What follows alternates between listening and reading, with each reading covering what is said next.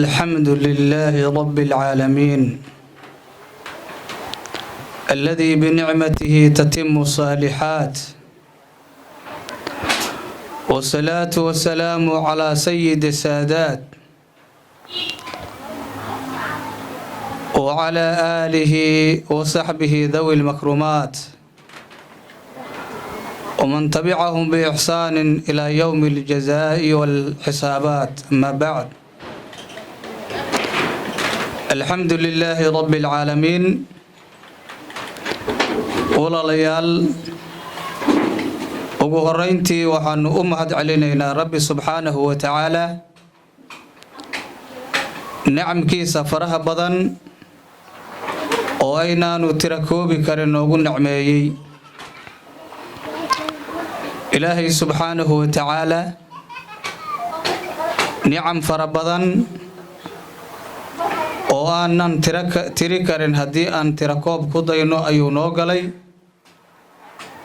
dhammaanteed waxaan leenahay ilaahay subxaanahu wa tacaala ayaa ku mahadsan. alxamdu lilaahi xamdan yuwaafi nicamahu wayukaafi'u masiidah. mahad ilaahay ka bacdi waxaan si gaara ugu mahad celinayaa gabdhaha muslimaadka ah iyo xaafadatan oo la igu sheegay in la yiraahdo ceel wardheere. dhammaantood ayaan u mahad celinayaa. waxaana ku faraxsanahay inaan kala soo qayb galo xafladatan qiimaha badan oo looga sheekaynayo sida awlaadeenni akhlaaqiyaad wanaagsan iyo aadaab wanaagsan loogu tarbiyay lahaa, si halkaasi bulsho wanaagsan iyo mujtamac ahludiina oo uga soo baxo. run ahaantii si gaara waxaan ugu mahad celinayaa machadkan asiga ah oo la yiraahday machad ummi sayid cali. machadkan waxaan rajaynayaa insha allahu tacaala inuu ka mid noqdo goobaha iyo meelaha ilaahay subxaanahu wa tacaala diintiisa laga xambaaro oo jiilal akhlaaqiyaadkooda iyo qiyamkoodu dhisan yihiin ay ka soo baxaan. ilaahayna subxaanahu wa tacaala dadkaasi ay noqdaan dad anfaca naftooda iyo maalkooda iyo ehelkooda iyo muslimiinta dhan. madrasada ama machadka ahelkiisa inay dadaalka ay wadaan oo khidmada diineeda sii wadaan, sii labanlaabaan ayaan kula dardaarmayaa. waxaana leenahay ilaahay subxaanahu wa tacaala juhuuddiina mid miro dhasha ilaahay ha ka dhigo subxaanahu wa tacaala. intaa ka bacdi, walaalayaal, mowduuca laga dhawaajiyey oo ah tarbiyatul awlaad fi lislaam, run ahaantii waxa weeye mowduuc ahmiyadiisa leh. waana mowduuc ballaaran oo hal majlis iyo laba majlis iyo ka badan intaba aan lagu soo koobi karin. laakiin waxaanu rajaynaynaa insha allahu tacaala nuqdooyin ka mid ah inaan baraarujiyo, kabacdina halkaas arrintu ay kasii socoto oo jalasaad badan loo qabto insha allahu tacaala. maxaa yeelay tarbiyatul awlaadka aad maqlaysid laba unbay u kala baxaysaa: tarbiya jasadiya iyo waxay u kala baxaysaa tarbiya ruuxiya. rabbaa tarbiyatan, tarbiyadu waa masdaru rabbaa, wuu barbaariyey, masdarkiisii ayaa tarbiya noqonaya. tarbiyada marka jasadiyada ah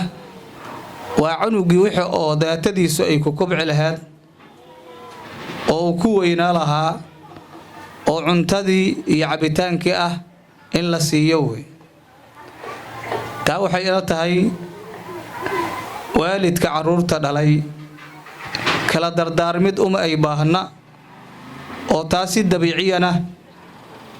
ayaa loogu baraarugsan yahay laakiin midda muhiimadda ah oo rumahaantii aad u moodo in oo laalaad oo nooga jiro waxa weeye tarbiyada la yiraahdo tarbiya ruuxiya taasoo macnaheedu uu yahay canuga akhlaaqdiisa in la dhiso oo canugii uu soo barbaaro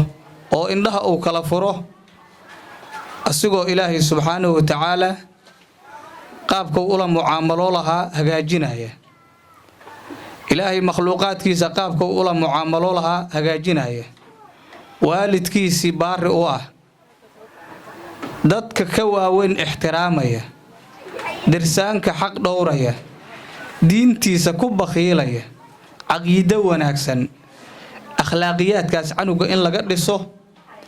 oo waalidku ay ka dhisaan ayaa waxaa la yiraahdaa tarbiya ruuxiya mowduucaas marka ahmiyad gaara ayuu hadda xilligan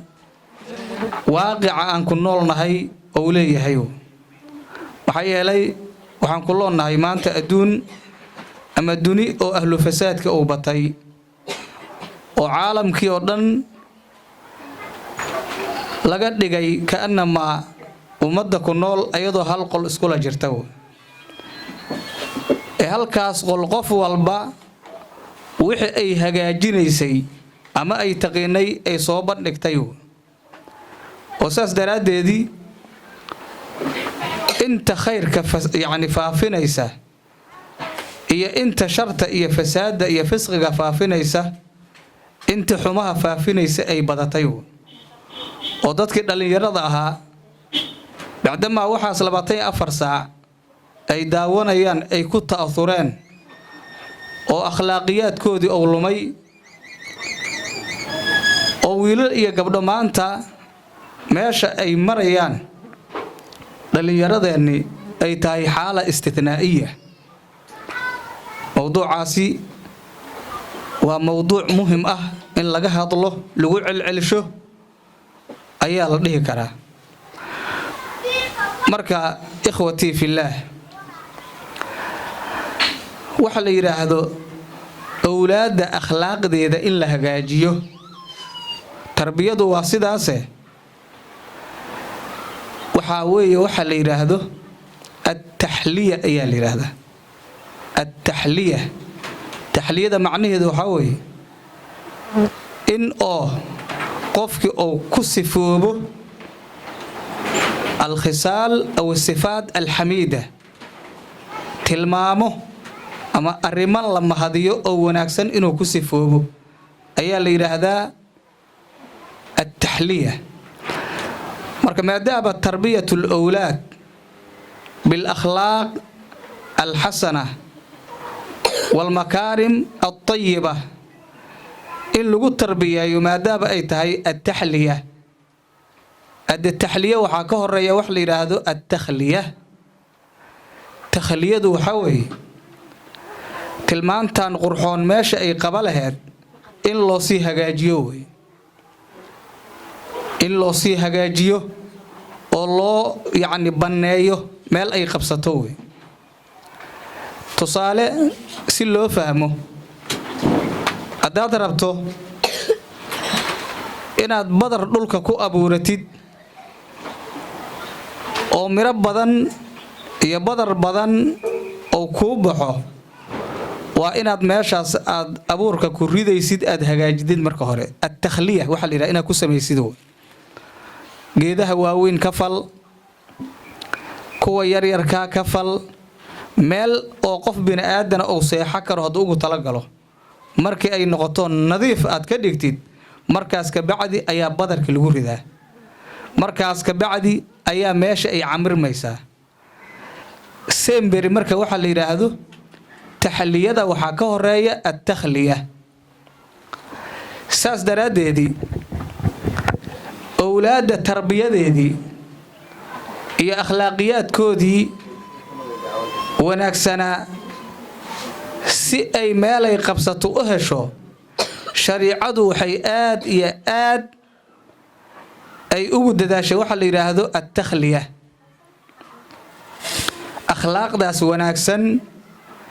ubadla si ay u soo baxaan waxyaalaha akhlaaqdaas wanaagsan ka hor imaan kara ama maanicada ku noqon karta in meesha laga sifeeyo ayaa shariicadeenu ay ku dadaashay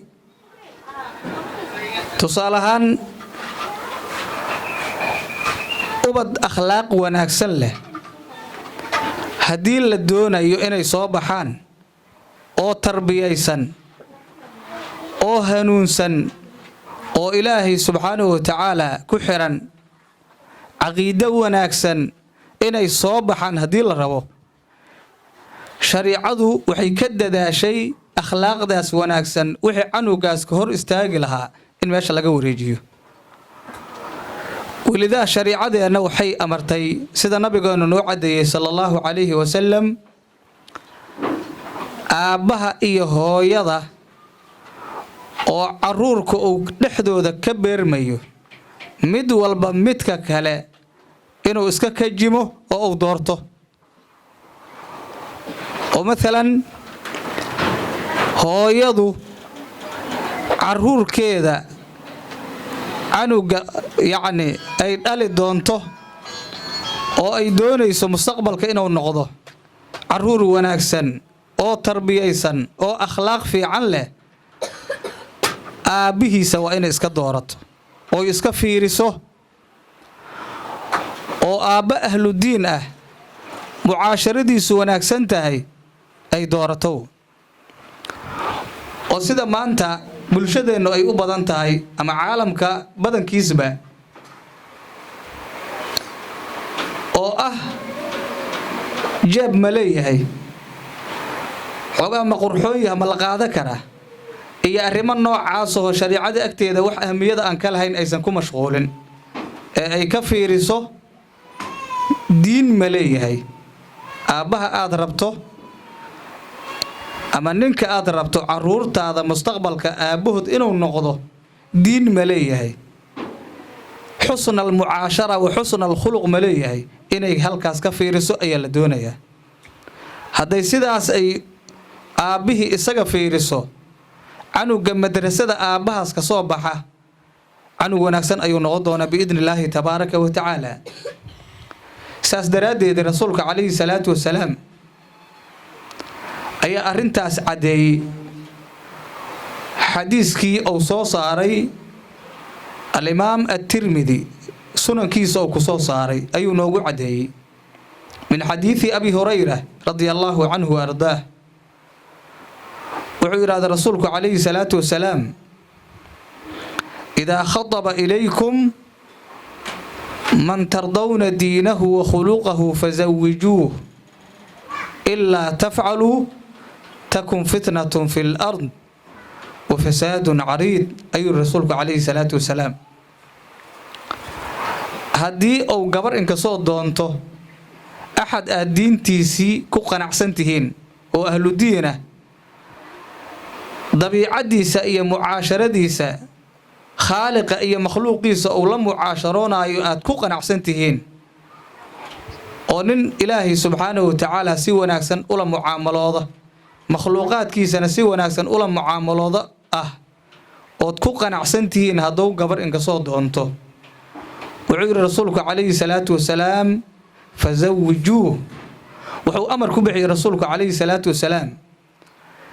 وحال لغا فيرنا أيوه وقبرلو آبها إهلادو دوبا أي كفيرنا أيان آبها المهيدا آبو نغضونا إن أي تهي الردى بدينه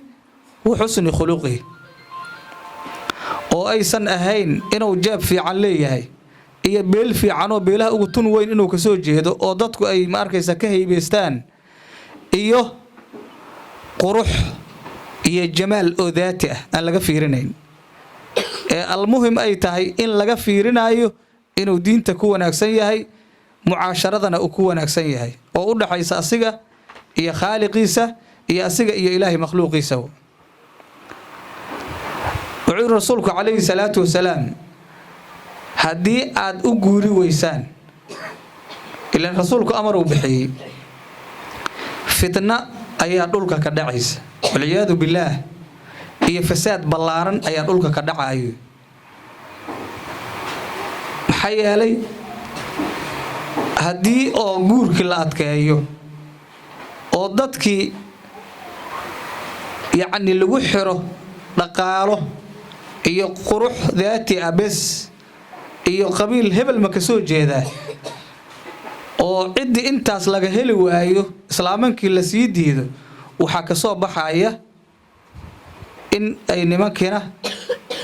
ayukoo naaga la'aana ay bataan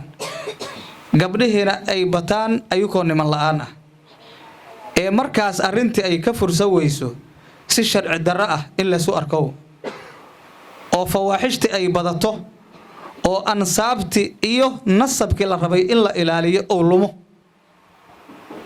waa sida rasuulku uu sheegay calayhi salaatu wasalaam xadiiskaas riwaayadihiisa waxaa ka mid ah riwaayad uu rasuulku leeyahay calayhi salaatu wasalaam idaa jaa'akum man tardawna diinahu wa khuluqahu fankixuuh ilaa tafcaluu takun fi lard wa fasaadun cariid oo markuu rasuulku sidaas yidhaahday saxaabadu ay yidhaahdeen yaa rasuul allah wa in kaana fiih ay yidhaahdeen wa in kaana fiih waxay ka wadaan wa in kaana fiihi shay-un min qilati almaal wa cadami alkafaa'a shay xataa waxyari ah ama xataa kafaa'a la'aan ah ama qurux la'aan ah hadduu ku sugan yahay xataa ma isaga guurinayna oo halkaas ma la ictibaarinaaye saasay ku yidhaahdeen markaasuu rasuulku calayhi salaatu wasalaam iyo wuxuu yidhaahday idaa jaa'akum man tardawna diinahu wa khuluqah fazawijuuh fankixuuh 3 maraat 3 jeer ku celshay rasuulku calayhi salaatu wasalaam war waxaad sheegaysaan iska daaye haddii axad diintiisii iyo dabiicadiisa aad ku qanacsantihiin uu idiin yimaado oo gabar inka soo doonto u guuriya ayuu yiri fankixuuh 3 jeer ku celshay rasuulku calayhi salaatu wasalaam ma jeceshahay muddo kooban inaad ku barato barashada quraanka kariimka iyo hingaada carabiga ma doonaysaa inaad ku barato shariicada islaamka qaybaheeda kala duwan hab fudud oo casri ah waxa intaas diyaar kula ah adiga oo jooga gurigaaga iyo goobtaada shaqada macadka barashada quraanka kariimka ah iyo culuumta sharciga ee Nuurul Huda ka faa'iideyso oo ka mid noqo bahda macadka Nuurul Huda kala xiriir wixii faahfaahin ah ciwaanada shaashada idinkaga muuqda